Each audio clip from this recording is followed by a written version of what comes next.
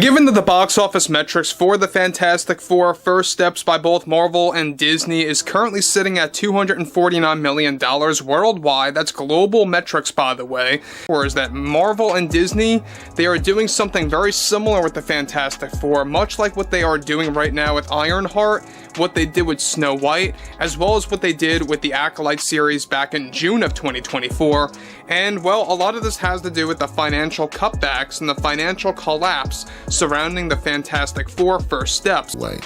So these are 6 woke points that are all in this movie, which makes this movie fully woke. It's not just like one thing. They were like, yeah, they did this, but no, it's fully there. 5th, and ahead of its release date, they've been actually going into a lot of problems between both Marvel Studios and the Walt Disney Company, between the test screenings labeled as lackluster and the reshoots labeled as problematic. There's been a lot of pushback going against this film as well. There's a lot of Marvel fans that aren't quite fond of the fact that they are using Shala Bal, the female Silver Surfer. So, the question is, can a movie be woke and good? The majority of the time, no. The majority of the time, everything woke turns to shit. So, we'll see. And shoehorning it into the press tour for Fantastic Four. However, with the Walt Disney Company and Marvel Studios still struggling over the Fantastic Four test screening failures, along with the problematic reshoots, Pedro is only making matters worse the more times he fires back at the critics and fans. A lot of pushback going against this film as well. There's a lot of Marvel fans that aren't quite fond of the fact that they are using Shala Bal, the female Silver Surfer played by Julia Garner, well above the character of Norrin Radd. And that's just one thing. We also know that Pedro Pascal and his politics are not helping, and it's only getting worse from this point. With Pedro Pascal making some of the worst decisions during the press tour for Fantastic Four, one major development going on now involves how he yet again attacked fans and said some of the most offensive things yet toward Marvel fans that is already creating a division ahead of the release on July 25th. Pedro delivered the following. They're just really beginning to actually have a lot of Marvel fatigue and Pedro Pascal fatigue. That is very much real. And like I said earlier, his politics, his overall view on activism, it is not helping at all in the least when it comes down to Marvel and Disney. And the fact that Marvel and Disney allows him to go on that train wreck of viewing, of course, or spewing his politics into the public eye, it goes to show you that they really don't care at all. However, with the Walt Disney Company and Marvel Studios still struggling over the Fantastic Four test screening failures, along with the problematic reshoots, Pedro is only making matters worse the more times he fires back at the critics and fans. Now, Pedro recently delivered the following in a very defensive way that made things worse. I would definitely say that I'm a proud male feminist, activist, and one that defends LGBTQ rights, and most certainly diversity, equity, and inclusion. And you know, like all of those important things that belong to stay in this industry. Here's the update fans need to hear. Marvel's Fantastic Four has joined the long list of Disney misfires, with a global box office of just $446 million, a full $200 million short of its own projection. That gap isn't just numbers, it's the clearest proof yet that Disney's formula is broken. And instead of addressing the creative problems, Disney has doubled down on corporate spin. Bob Iger's latest line, "Blame the audience, blame polarization," suggests that politics played a role. It's the same playbook we saw during Snow White's PR disaster and Brave New World's troubled production. Never admit the flaws, just point the finger outward. Meanwhile, Pedro Pascal has become an unintended casualty. His press interviews defending the film, even suggesting critics were politically motivated, turned fan frustration into outright backlash. Social media latched onto his words, creating the narrative that Pascal himself was dismissing loyal fans. That's how Pascal canceled became a trending phrase, even though the root issue wasn't him, but the system he was fronting for. This film was supposed to be the MCU's reset button.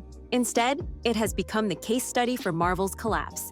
And the real debate isn't whether the failure belongs to Pascal, politics, or even the audience.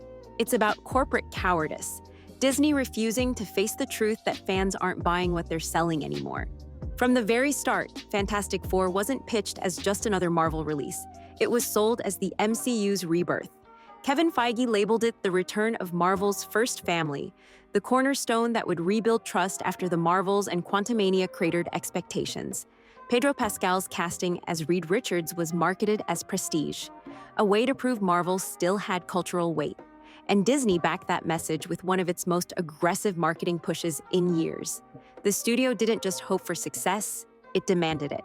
Investor targets ranged from $650 to $700 million worldwide, a number they paraded around like it was inevitable. The trailers promised spectacle. The interviews promised a reset. And fans were told over and over again that this was the film to bring Marvel back on track.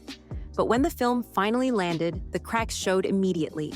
Test screening leaks had already painted a grim picture. Audiences described the pacing as uneven, the tone as confused, and reshoots that were supposed to fix the issues only raised more questions. Instead of momentum, buzz turned into skepticism. And whether or not newly released films are going to cut into those box office metrics, that's really up for discussion right now. And also whether or not the box office for Fantastic Four First Steps will be very similar to what Brave New World turned out to be once it actually made its course throughout all theaters. The opening weekend gave Disney a brief illusion of victory, but the second week delivered the real verdict. A 66% drop-off that all but guaranteed the movie would stall far below expectations. By the end, Fantastic Four limped to $446 million worldwide. Not a total collapse by industry standards, but catastrophic for a film meant to define Marvel's next phase. And the fallout was bigger than just numbers. For fans, this wasn't simply another disappointment. It was proof that Marvel had lost its golden touch. A franchise once defined by forward momentum now felt stalled, exposed, and desperate. The obvious next step would have been accountability. Instead, Disney chose something else: corporate deflection. When the numbers came in, Disney faced a simple choice: admit the creative failures or spin the story. Bob Iger chose the latter. On earnings calls and in controlled media messaging, he framed the collapse of Fantastic Four not as a studio problem, but as an audience problem. He pointed to polarization, shifting cultural tastes, and even outside forces as reasons why the film underperformed. It's the same strategy we've seen across every Disney brand: deflect, distract, and protect the leadership narrative. This is what corporate cowardice looks like. Instead of addressing why fans didn't connect with the story or why test screenings labeled it lackluster, Iger leaned into the idea that audiences simply weren't willing to show up. That framing protects Disney's internal image, but alienates the very people who built the Marvel brand in the first place. And this isn't the first time. During the Snow White fiasco, criticism of Rachel Zegler's comments was spun as toxic backlash rather than genuine concern. When Captain America: Brave New World stumbled, Disney highlighted fan fatigue, rather than acknowledging messy reshoots and inconsistent tone. Even Pixar's failures, Lightyear, Elemental, Elio, have been waved away as market changes, ignoring the erosion of trust that came from abandoning the emotional depth that once defined the studio. With Fantastic Four, Iger doubled down. He positioned the failure as proof that the environment itself is hostile to Disney's content, not that Disney has stopped producing quality, but fans aren't buying it. Social media reactions weren't confused. They were clear: stop blaming us and start fixing the movies. By refusing accountability, Disney has turned every flop into a referendum on its leadership. And by dragging politics into the conversation, they've shifted attention away from the real issue: Marvel's creative decline. Is also another big conversation going on right now. But one thing that's for certain is that Pedro Pascal getting involved, and way too involved in politics, it's not really helping the situation at all when it comes to the press tour for the Fantastic Four. Which brings us to the next fallout: Pedro Pascal, the face of this film, and the unlikely target of Disney's deflection strategy. Pedro Pascal should have been Marvel's crown jewel in this reboot. Casting him as Reed Richards wasn't just about star power, it was about credibility. Pascal has a reputation as one of Hollywood's most bankable and versatile actors, with hits like The Mandalorian and The Last of Us under his belt. Disney positioned him as the anchor of Fantastic Four, the man who could carry Marvel into a new era. But when the movie collapsed, the weight of failure landed squarely on him. From the start, his casting was divisive. Some fans celebrated the choice, while others questioned if he fit the role of Mr. Fantastic at all. That skepticism only deepened once reports of problematic reshoots leaked and early buzz suggested a muddled tone. Instead of sparking excitement, Pascal's involvement became a lightning rod for debate. And then came the press tour. When asked about criticism, Pascal framed some of it as politically motivated. The intention may have been to dismiss bad faith attacks, but the effect was disastrous. Fans who had genuine concerns about writing, tone, or character direction felt brushed off. Social media quickly reframed his comments into a narrative. Pascal was siding with Disney's corporate spin instead of acknowledging real issues. That's when the phrase "Pascal canceled" began trending. Memes exploded, threads dissected every interview line, and the actor who was once the internet's darling suddenly found himself compared to Rachel Zegler's missteps on Snow White. For Marvel, this was a nightmare. One of Hollywood's most likable stars being dragged into the very PR disaster the film was supposed to avoid. The truth is, Pascal isn't the problem. He's the scapegoat. One actor can't repair a crumbling brand, but his fallout proves how fragile Marvel's reputation has become. In its golden era, Marvel elevated stars. Now, it risks tarnishing them. And Pascal isn't the only one paying the price. The collapse of Fantastic Four is just another chapter in a year filled with Disney disasters. By the time Fantastic Four stumbled, Disney had already stacked up a list of failures that no amount of spin could cover. 2025 was supposed to be the year of recovery. Instead, it became the year Disney's decline went public. Take Snow White. What should have been an easy win, remaking one of Disney's most iconic classics, turned into a reputational mess. Rachel Zegler's interviews dismissing the original film went viral. Fans revolted before the first trailer even dropped, and Disney's tone-deaf marketing only deepened the backlash. Then came Captain America: Brave New World. This was positioned as the moment Anthony Mackie stepped into the mantle of Captain America. Instead, months of reshoots and creative confusion left audiences with a movie that critics called inconsistent and uninspired. Instead of energizing the franchise, is that he's really beginning to actually follow Pedro Pascal's steps of continuing to go against MAGA Republicans out there and really making things worse and dividing the audience. It raised questions about whether Marvel had any clear direction left. Thunderbolts followed, but barely made an impact.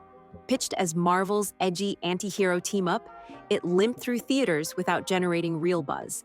Meanwhile, Pixar, once a name that guaranteed quality, delivered Elio, continuing its streak of underwhelming releases after Lightyear and Elemental.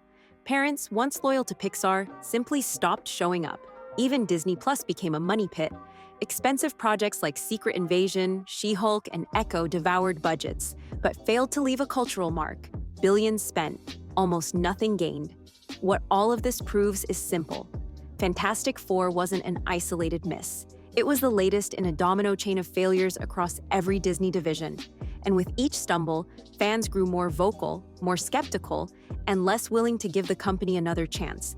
The damage wasn't just financial, it was cultural.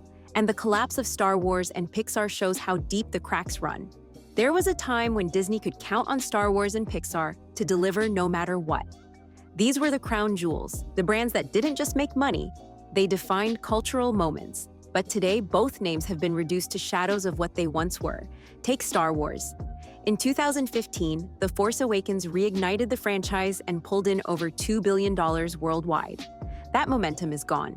Disney's streaming strategy, once hyped as the future, has drained the brand of prestige. The Acolyte came out with enormous expectations, only to be met with sharp criticism and plummeting viewership. Skeleton Crew followed, and instead of sparking excitement, it landed with a thud, ignored by most fans. What was once a theatrical powerhouse has been reduced to niche streaming content that barely registers. Pixar's downfall is just as painful. For decades, Pixar was synonymous with creativity and emotional storytelling. Parents didn't think twice before buying tickets. But the recent slate, Lightyear, Elemental, and now Elio, told a different story. Each one struggled financially and critically, leaving families questioning whether Pixar's magic touch had completely evaporated. The erosion of these two brands is devastating for Disney's long-term health. Marvel was supposed to be the engine of growth, but Star Wars and Pixar were the foundation, the steady, reliable anchors that gave Disney credibility across generations. Now all three are bleeding audience trust at the same time. And Disney's response? More excuses, more spin, and more insistence that it's the audience that changed, not the content. But fans aren't fooled. They've seen the difference between passion-driven storytelling and corporate assembly lines. And that's why the conversation has shifted, because the spin no longer matches the reality. Fantastic. The problem that I have, and that I always have with MAGA folks, is that they never even admit when they are wrong, especially when it comes to their argument and debates on what they call wokeism. Disney's official narrative is clear. The audience changed, not the movies. Executives talk about polarization, shifting tastes, and even toxic fandoms as the reasons their biggest titles keep stumbling. But the evidence tells a very different story. Audiences are still showing up for the right films. Just look at the competition. Universal's Oppenheimer became a cultural juggernaut. Sony's Spider-Man, Across the Spider-Verse dominated conversation and box office numbers. Even DC, long viewed as the chaotic underdog, has fans buzzing again with James Gunn's upcoming Superman. Clearly, audiences aren't rejecting theaters or blockbusters. They're rejecting films that feel hollow. Contrast that with Marvel's golden years. Iron Man felt fresh. The Avengers proved shared universes could work. Infinity War and Endgame shattered records because fans trusted Marvel to deliver. That trust was the foundation, and now it's gone. Instead of anticipation, every new release feels like another test of patience. Fantastic Four highlights this perfectly. Marketed as the reset button, it delivered weak pacing, uninspired storytelling, and a second weekend collapse of over 60%. The audience verdict wasn't complicated. It wasn't politics, it wasn't polarization, it was disappointment. Yet Disney insists the real problem is external. That spin protects executives like Bob Iger, but does nothing to repair the creative rot. In fact, it only deepens fan frustration because the message is clear. If you didn't enjoy it, you're the problem. The gap between spin and reality is widening. Fans see it, box office numbers prove it, and every new release amplifies it, which is why all eyes are now on Marvel's so-called next big event, Avengers Doomsday. Can it restore faith, or will it cement the decline? For Disney, Avengers, Doomsday isn't just another tentpole, it's the lifeline. Bob Iger has already framed it as the film that will prove Marvel still has cultural dominance. Investor briefings lean on its diverse and representative cast, and marketing language emphasizes inclusivity as the franchise's selling point. But here's the uncomfortable truth. Audiences never lined up for Marvel movies because of corporate talking points. They showed up because they trusted the story. That trust is gone, and so is Marvel's billion-dollar streak. The MCU once made those numbers look routine. Infinity War and Endgame were juggernauts. But since then, not a single Marvel film has reached that milestone. Fantastic Four, billed as a reset, limped to $446 million worldwide. The Marvels and Quantumania barely cleared their budgets. The billion-dollar era didn't just stall, it evaporated. Can Avengers Doomsday break that cycle? Early chatter isn't reassuring. Test screenings have reportedly flagged issues with pacing and tone. Industry insiders suggest the script leans heavily on spectacle, light on character depth. And look, I am so proud of what Kevin Feige is doing here at Marvel Studios, and what Disney is putting together to continue our efforts with diversity, equity, and inclusion. Typical MAGA Republicans will just immediately label that as some form of an agenda to make an argument or to create a talking point on their end to make them sound logical. The very trap Marvel has been falling into for years. Fans are split. Some cling to the hope that an Avengers title still carries weight. Others see it as yet another overhyped event that will fail to deliver. And with skepticism at an all-time high, no amount of marketing spend can paper over weak storytelling. So here's the billion-dollar question. Is Marvel capable of recapturing that magic? Or is Doomsday destined to expose just how far the brand has fallen? The answer could decide whether Marvel's golden age has a future or if it's already buried. For more than a decade, DC was the cautionary tale. Its rushed cinematic universe and inconsistent tone made it the punchline of every Marvel success. But now, the roles have reversed. Marvel is the one stumbling, while DC, long mocked for missteps, is slowly building momentum. The clearest example is James Gunn's Superman. Even before release, it has something Marvel projects haven't seen in years: real buzz. Fans are debating casting choices, speculating about story direction, and, for the first time in a long time, there's genuine curiosity. Compare that to Marvel, where conversations about Fantastic Four or Brave New World centered on reshoots, leaks, and box office drops. Gunn's approach is also fundamentally different. He's laid out a roadmap for the DC universe, promising a mix of core icons and fresh characters. It's structured, transparent, and most importantly, fan-focused. Marvel, on the other hand, feels reactive, scrambling to patch holes after each failure rather than charting a clear future. The irony is striking. A decade ago, DC was copying Marvel and failing. Now Marvel is the one playing catch-up, while DC positions itself as the studio with direction and momentum. That cultural shift is massive because superhero dominance isn't just about money. It's about conversation. And right now, fans are talking about DC with curiosity, while Marvel is greeted with sarcasm and fatigue. For Disney, this is more than a financial problem. It's a prestige crisis. The studio that once dictated the rules of the genre is now watching its rival take the spotlight. And unless Disney changes course, Marvel won't just lose the box office. It will lose cultural relevance entirely. At the end of the day, Fantastic Four didn't flop because of fans, politics, or some hidden conspiracy. It flopped because Disney forgot what made Marvel special. Bob Iger's deflections, Pedro Pascal's missteps, and endless corporate spin only prove one thing. The leadership would rather blame the audience than admit the product isn't working. That's not strategy, that's corporate cowardice. The Marvel brand was built on trust, and once it's gone, no amount of excuses can buy it back. Until Disney faces that reality, every so-called reset will collapse the same way. So here's the real question. Do you think Avengers, Doomsday can restore Marvel's reputation, or is the golden age truly finished? Drop your thoughts in the comments, because this debate isn't going away anytime soon.